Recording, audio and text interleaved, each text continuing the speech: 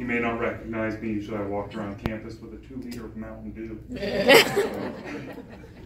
So I just wanted to share a couple stories that I was jotting down, remembering my dad and growing up and learning from him.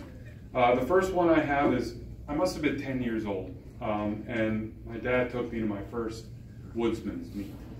Now, woodsman's meets were fun. There's a lot of stuff going on, chainsaws, axes.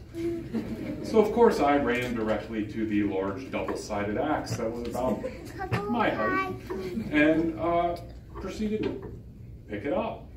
And all of a sudden I heard, whoa, whoa, whoa, whoa, whoa, fully expecting to get chastised. My dad said, no, no, no, you hold it like this, and over your head, and you throw it at a giant log. So I spent the rest of the afternoon throwing a deadly weapon at a piece of wood. You were 10, that's double digits.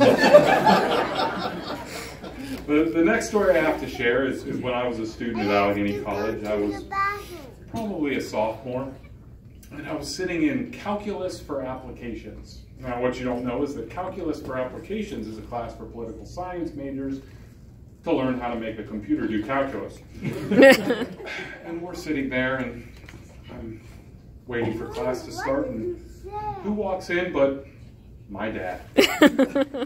And as I tried to melt into the seat so that no one could see me anymore, I was just flabbergasted. I mean, this is math.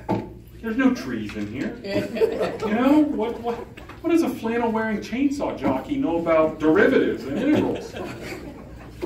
Well, I proceeded to see my dad in his natural element, teaching for the next hour and a half. I was amazed at the passion he showed and how much I could see in what he loved doing, even when he was teaching not about trees. And in 34 years, I remember my dad only having one complaint. So 34 years of teaching, thousands of students. I remember him complaining that he didn't have enough students. That's 34 years of students, and his one complaint was that he wanted more work to do, which still to this day, I just find amazing. My dad loves trees. He loves the forest. He loves nature. But his greatest love is teaching. He has been many things to me: pop, role model, now grandpa. But ultimately, he was my first and continuing teacher.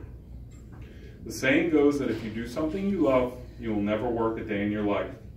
I believe that my dad, after 30 plus years, has actually worked very little in his life. I look forward to seeing him teach my son and daughter, and I know he will do a fantastic job. And anyone who knows my dad knows that I couldn't give a speech without quoting Gifford Pinchot.